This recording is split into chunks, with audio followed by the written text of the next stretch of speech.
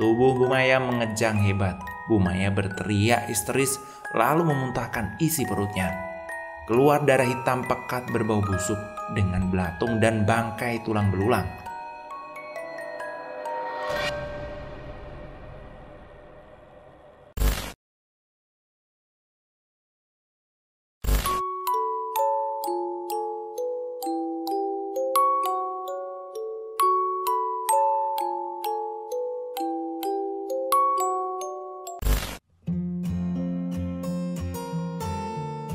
Assalamualaikum warahmatullahi wabarakatuh. Halo teman-teman, Rahayu. Terima kasih sudah mendengarkan Untung Direkam sampai saat ini. Sebelum saya bacakan cerita horornya, sebagai wujud dukungan teman-teman, tolong dong klik tombol subscribe, like, dan juga ramaikan kolom komentar. Dan juga sebagai wujud terima kasih kami kepada kalian, kali ini saya bacakan cerita selanjutnya soal misteri di desaku. Cerita ini ditulis oleh Ika Ayu. Terima kasih udah ngizinin. Dan ini sudah di part terakhir. Jadi yang belum nonton part 1, 2, 3, dan 4, silakan tonton dulu. Linknya ada di deskripsi. Mari kita lanjutkan ceritanya. Ibumu itu dipelet. Peletnya pakai lintrik, kata Pak Kiai. Lintrik, Pak Kiai? Tanya Nadia mengulang. Pak Kiai hanya manggut. Lintrik itu ilmu pengasihan. Siapa saja yang dipelet dengan lintrik akan terbayang-bayang wajah orang itu dan dibuat tergila-gila dan menyukai orang itu. Jadi maksud Pak Kiai ibu dipelet sama Bowo, Pak? Tanya Nadia. Betul, Nadia. Dan Bowo sendiri yang melakukannya. Tidak hanya pelet lintrik, tapi ibu kalian itu dibuat bertekuk lutut menuruti semua perkataan si Bowo ini. Bowo ini bersekutu dengan banyak iblis loh. Saya hanya bisa bantu menahan listriknya, tapi hasilnya kita serahkan sama Allah ya. Jelas Pak Kiai panjang lebar. Lalu yang mencekik saya itu siapa, Pak? Tanya Rio. Pak Kiai hanya tersenyum. Itu jin lain yang sama-sama jahatnya. Dia bisa mengontrol pikiran manusia sehingga mencelakai dirinya sendiri, jawab Pak Kiai. Wujudnya seperti apa, Pak? Tanya Rio lagi. Perempuan. Tingginya mungkin 3 meter ya. Berkuku panjang, seluruh badannya melepuh gosong, tanpa rambut. Dan juga gak berani masuk ke dalam rumah sini. Itu dia masih di luar, gak berani masuk ke dalam rumah ini, jawab Pak Kiai dengan tenang. Ada lagi loh, Pak. Waktu itu saya melihat noni-noni Belanda. Kata Bowo dia bernama Emma, tutur Nadia. Itulah jin yang bersemayam di tubuh ibumu. Jin itulah yang sebenarnya menyukai Bowo dan tertarik dengan Bowo, jelas Pak Kiai. Lalu kita harus bagaimana, Pak Kiai? Tanya Rio. Selalu mengaji di rumah, jangan pernah tinggalkan ibadah. Ajak ibu kalian juga ya, dan berikan ini kepada ibu kalian, jelas Pak Kiai sembari memberikan air mineral dan sebuah kertas yang sudah dilipat. Pak Kiai ini apa, Pak? Tanya Rio. Air ini diminumkan atau dicampurkan ke minumannya ibu kalian ya. Jangan sampai habis, selalu isi dan tambah air di botol ini. Jaga agar selalu penuh. Sementara kertas itu taruh di bawah bantal ibu kalian, jelas Pak Kiai. Apa ini akan menghilangkan efek lintriknya, Pak Kiai? Tanya Rio. Tidak, ini hanya agar jin noni Belanda itu tidak betah berada di dalam tubuh ibu kalian. Harusnya lintrik juga dilawan dengan lintrik yang lebih kuat. Tapi itu musyrik. Tetap mohon dan berdoa kepada Allah lah kuncinya, jawab Pak Kiai. Keesok harinya, Rio dan Nadia pun pamit pulang. Mereka tak sabar untuk melakukan apa yang diminta oleh Pak Kiai. Mas, bauku kok berat banget ya, keluh Nadia. Ya, nanti di depan ya. Kalau ada warung kita istirahat di sana. Kamu mungkin kecapean, Nat, ucap Rio. Nadia hanya manggut. Setelah beberapa menit, Rio dan Nadia berhenti di sebuah warung kecil dengan pengunjung yang sangat ramai. Nat, Kamu pucat banget loh. Sekitar matamu juga hitam kayak panda, kata Rio. Masa sih mas? Aku ngerasa berat banget ini bauku. Lidah juga ngerasa kaku. Buat ngomong rasanya gak enak mas, kata Nadia lalu mengeluarkan kaca dari tasnya. Dia melihat wajahnya di cermin seperti bukan dirinya. Terkesan ngeri dan tatapannya kosong. Mas, aku kok takut ya mas, kata Nadia lirih sembari mencekram baju kakaknya. Mata Nadia berkaca-kaca. Ia tahu akan terjadi sesuatu yang dia tidak inginkan. Udah lawan, jangan takut. Penting selalu berzikir ya.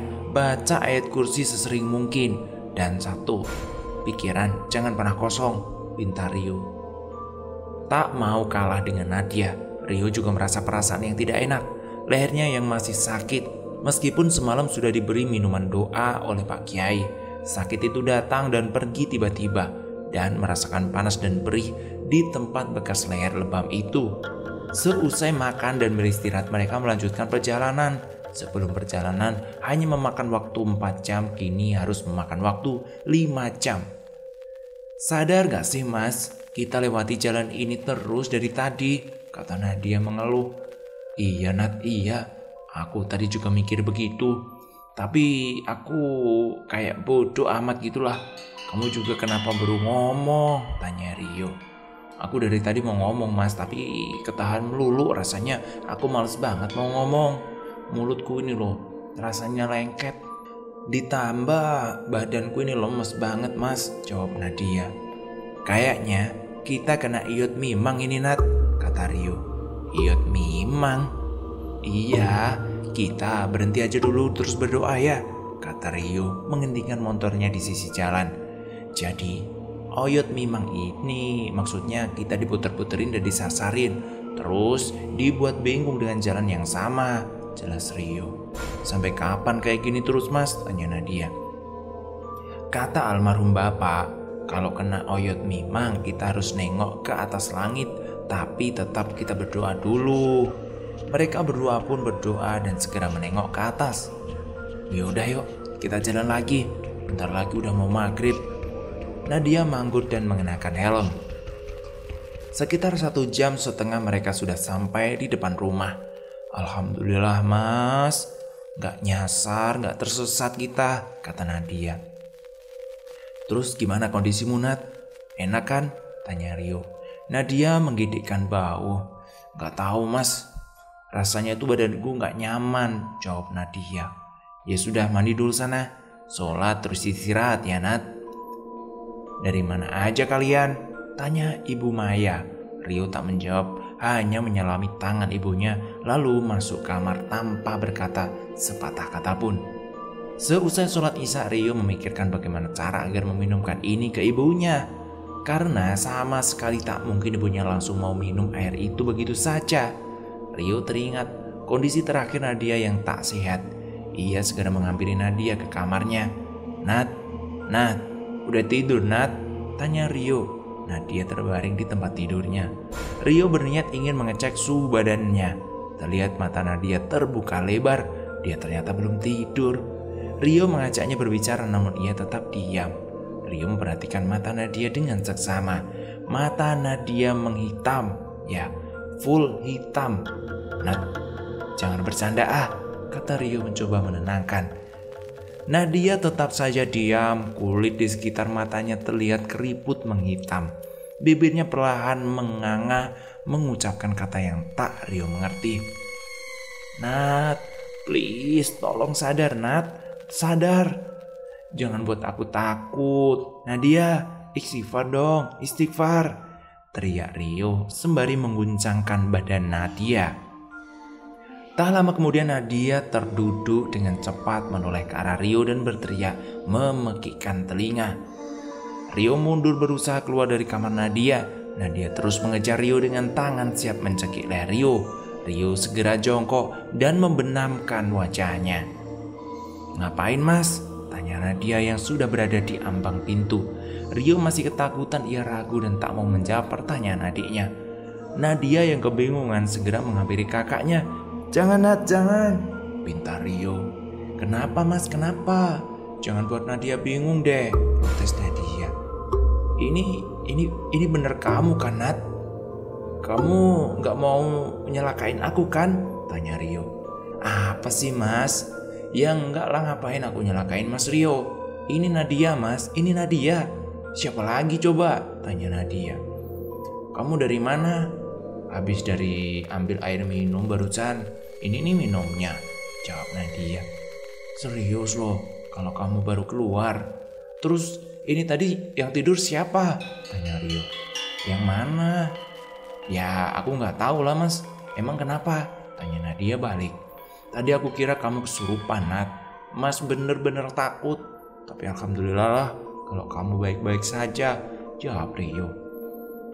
Mas gimana? Airnya udah dikasih ke ibu belum? Tanya Nadia. Belum lah, Nat. Aku lo bingung gimana caranya. Kamu tahu nggak gimana caranya? Ya udah, siapin airnya nanti coba aku kasih ke mama ya, kata Nadia. Ya udah, aku ambilin sebentar ya. Terus nanti kertasnya gimana? Tanya Rio. Nunggu si Dewo keluar rumah aja, Mas, biar aman gak resiko, jawab Nadia. Rio pun mengangguk setuju. Bu, ayah kemana? Tanya Nadia. Biasa, urusan kerjaan. Ketemu sama klien katanya, jawab Bu Maya. Nadia hanya manggut. Bu, Nadia buatin teh hangat nih, diminum ya, pinta Nadia saat itu. Enggak ah, kamu ngasih apa-apa kan di minumannya nih, Bu? Kasih apa sih, Bu? Enggak ada.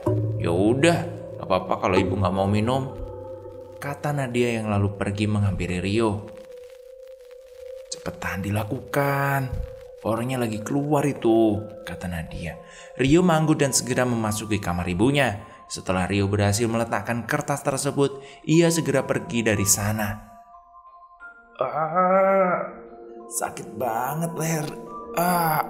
Teriak Rio saat itu. Ia segera mencari cermin. Luka di lehernya semakin parah lagi. Tak hanya lebam, luka itu melepuh. Mas, aku udah masukin airnya ke dalam botol minumnya ibu loh, kata Nadia kegirangan. Bagus deh, Nat, jawab Rio seadanya. Ia masih fokus dengan lehernya yang kesakitan. Mas, ya Allah, Mas lehermu kok makin parah sih, Mas? Ayo kita berobat ke dokter aja. Tapi kan ini bukan sakit karena medis, Nat. Apa bisa? Namanya juga usaha, Mas, daripada kayak gitu. Seenggaknya nanti dikasih salep atau obat pereda nyeri gitu, ucap Nadia. Rio kemudian manggut.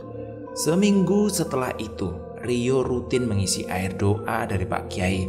Kondisi Rio semakin memburuk meskipun sudah memeriksa ke dokter kulit. Sementara Nadia sering jatuh sakit, jarang bicara dan tak mau makan sudah 3 hari terakhir. Bu Maya dan Dewo sering adu mulut karena Bu Maya sudah tak menuruti lagi. Karena Bu Maya sudah tak menurut lagi seperti biasa, ia juga mulai memperhatikan Rio dan Nadia. Tapi itu semua sudah terlambat karena toko minimarket yang dia miliki sudah terjual. Malam itu Rio berinisiatif untuk menelpon Agung. Ia berniat agar menceritakan yang telah terjadi kepada keluarganya saat ini. Astagfirullahaladzim, kok nggak cerita dari awal? Aku kesana aja ya sama ayah, gimana? Kata Agung dalam telepon. Iya, terima kasih ya Gung, terima kasih. Kamu udah bantu sampai bela-belain kesini. Maaf banget kondisiku kayak gini ya Gung. Nggak masalah bro, aku malah seneng kok bisa bantu kamu. Malam ini insya Allah aku akan kesana barengan ayah tentunya. Sekitar jam 11 malam, Agung, ayahnya dan seorang lagi namanya Pak Suryo, atau lebih tepatnya Pak Leknya Agung sudah datang. Rio mempersilahkan masuk, Pak Suryo hanya menggeleng-geleng saja. Banyak banget kan peliharaannya, Lek? Tanya Agung kepada Lek Suryo. Wah, jin hutan dari mana aja ada di sini loh, ucap Lek Suryo. Sedangkan Pak Kiai hanya tersenyum kecil. Mana adikmu? Tanya Pak Kiai. Di dalam Pak, jawab Rio. Mas, Anda masuk saja memeriksa adiknya ya. Biar anak ini saya yang tangani, pinta Lek Suryo. Pak Kiai manggut dan menuju kamar Nadia bersama Agung. Lek Suryo mengambil daun bidara dari tasnya dan kemudian membacakan doa, lalu menekan dahi Rio dengan jempolnya. "Apa yang kamu rasakan?" tanya Lek Suryo. "Di leher rasanya ada yang jalan gitu, Lek," jawab Rio. Lek Suryo segera menempelkan beberapa daun bidara lagi di leher Rio. "Sakit, Lek, sakit, panas," teriak Rio. Kebetulan saat itu Bu Maya dan Dewo sedang pergi menemui kolektor barang antik di luar kota. "Tahan, istighfar ya, terus bertakbir, lawan, jangan nyerah, kamu pasti bisa," kata Lek Suryo memberi arahan. "Yah, setan lama iki, kan duwe unggah-ungguh. Mosok arek digawe gak iso mangan, gak iso ngomong koyok ini. Ya wes, diobong wae." "Yah, setan kurang ajar ini namanya. Gak punya sopan santun. Masa anak ini dibuat gak makan, gak bisa bicara. Ya sudahlah, kita bakar aja nih," ucap Agung antusias.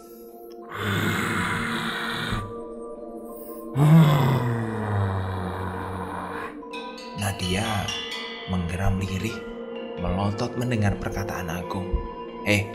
Setan, keluar atau akan aku bakar," perintah Agung sembari menunjuk Nadia. Nadianya menggeleng.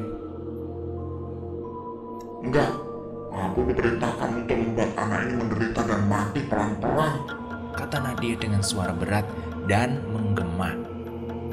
Nggak usah kakean ngomong. Cepet, berangkat." Pak Kiai memberikan aba-aba kepada Agung. Pak Kiai segera membacakan doa. "Gung, ambil 7 daun bidara, tumbuk lalu oleskan ke kaki Nadia ya," perintah Pak Kiai yang masih memejamkan mata dan melanjutkan membaca doa. Agung segera melakukan yang diperintahkan ayahnya. Nadia menjerit sejadi-jadinya. Tak lama kemudian, Nadia pingsan. "Alhamdulillah, sudah keluar semua setannya," ucap Agung. Setelah beberapa lama, Nadia pun tersadar. "Nat, gimana kabarmu?" tanya Rio buru-buru menghampiri Nadia. "Sakit semua badanku, Mas. Lapar banget." "Ya sudah, aku ambilin makan ya. Tunggu di sini. Di sini ada beliau-beliau ini yang membantu kita kok, Nat," jelas Rio. "Terima kasih banyak ya, Pak," ucap Nadia. Mereka bertiga manggut bersamaan. Rumah ini sudah dipagar. Insya Allah hal-hal yang jelek gak akan masuk. Ibu kalian perlahan akan sembuh atas izin Allah. Kalian harus sabar ya, jelas Pak Kiai menutup obrolan malam itu. Sebulan setelah itu, Bu Maya cerai dengan Dewo. Bu Maya merintis usaha lagi mulai dari nol. Semua kembali seperti semula setelah 2 tahun Bu Maya bercerai dengan Dewo. Sedangkan Dewo yang mengetahui Bu Maya kaya lagi, ia mulai mendekati Bu Maya lagi. Bu Maya tak pernah terbujuk rayuan si Dewo sampai hal yang buruk menimpa Bu Maya. Bu Maya jatuh sakit, dimulai dari gatal di seluruh tubuhnya, lalu mengeluarkan nanah dan bau busuk. Sudah 3 bulan ini, Bu Maya dirawat rumah sakit, makan, minum, dan BAB semua lewat bantu selang. Bu Maya sama sekali tak bisa bergerak dan bicara. "Mas, gimana Ibu?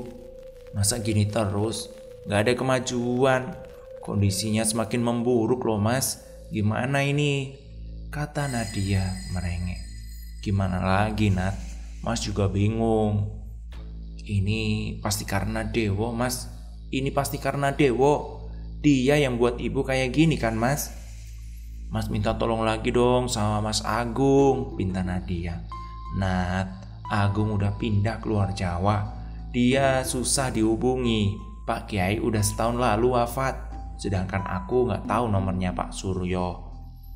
Jadi apa kita tetap diem begini saja, biarin Ibu kayak gini Mas?" tanya Nadia. "Sabar ya Nat, sabar. Kita harus tetap berdoa," kata Rio saat itu. Flashback Nadia selesai. "Aduh, ceritamu Nat." Aku mengelus menenangkan Nadia. "Iya Nat, iya. Dewo yang udah ngelakuin itu semua. Mau tahu nggak gimana caranya? Tanyaku. Apa Mei? Tanya Nadia balik. Maaf ya Nat, Dewo pakai media pembalut ibu kamu, jawabku. Beneran Nat? Bener, si Dewo ngelakuin itu. Tolong Mei, tolong. Aku gak mau ibuku kayak gini terus, kata Nadia yang tak berhenti menangis. Boleh tanya gak aku sama kamu Nat? Nadia manggut pelan. Nenekmu masih ada kah? Tanyaku. Ada Mei, kenapa?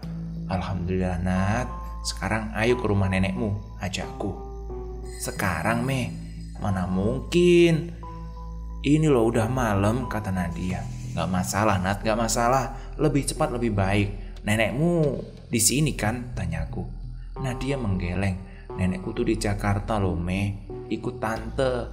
Kami udah lama lost kontak karena tante takut nenekku ngasih warisan ke ibu, jawab Nadia. Aku terpejam cukup lama. Emangnya kenapa sih Mei? Kok harus ketemu nenek? Tanya Nadia.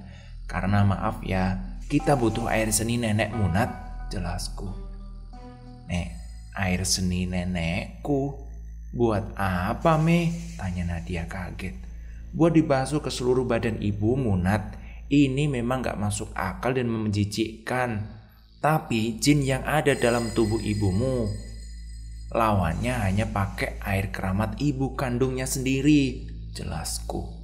Apa gak ada cara yang lain Mei? Tanya Nadia. Cara lain? Aku mengulang pertanyaan Nadia. Aku memejamkan mata sebentar. Aku melihat gambaran samar-samar. Ibunya Dewa masih ada gak Nat? Tanyaku. Setahuku sih udah meninggal. Ibu dulu pernah cerita soal itu, jawab Nadia. Nat, tapi kamu tahu kan alamat nenekmu itu? Tanyaku. Nadia manggut. Kita segera ke sana Nat. Kamu pasti gak mau kan ibumu menderita kayak gini, kataku meyakinkan Nadia. Nadia kemudian menggeleng. Jelaslah, aku gak mau ibuku menderita Mei. Tapi besok aja ya kita berangkat. Aku harus ngomong ke Mas Rio dulu dan tentu prepare buat besok. Iya, oke. Kamu istirahat aja yang cukup. Jangan mikirin macem-macem. Iya Mei, terima kasih sebelumnya ya. Besok aku jemput kamu dan pesenin pesawat buat flight besok. Gimana? Kata Nadia. Iya gak apa-apa. Esoknya, sesuai rencana aku dan Nadia terbang menuju rumah neneknya. Singkat cerita, aku dan Nadia udah dapetin air keramat nenek Nadia. Setelah berhasil mendapatkan air keramat dari nenek Nadia, kami segera menuju rumah sakit di mana Bu Maya dirawat. Nadia, tolong kamu bacakan surat Al-Kahfi ya. Dan untuk Bang Rio, Mei minta tolong Abang azan ya. Dan juga iqomah berulang kali sampai proses ini selesai, pintaku. Mereka berdua mengangguk mengerti. Aku segera berdoa dan membasuhkan dengan air keramat ke seluruh badan Ibu Maya. Tubuh Bu Maya mengejang hebat. Bu Maya berteriak histeris lalu memuntahkan isi perutnya. Keluar darah hitam pekat berbau busuk dengan belatung dan bangkai tulang belulang. Bu Maya berteriak mengkibas-kibaskan tangannya kepanasan, lalu melompat-lompat. Seluruh badannya terlihat mengeluarkan asap. Kulihat Nadia shock dan akan berlari menuju ibunya. Tolong, fokus, lanjutin ngajinya Nat. Jangan terpengaruh, kataku. Nadia dan Rio melanjutkan tugasnya. Kudengar suara mereka bergetar menahan tangisannya. Aku tetap melakukan tugasku, membasuh sisa air keramat itu ke wajah serta rambut Bu Maya. Iblis itu marah menggerang kesakitan dan berteriak panas.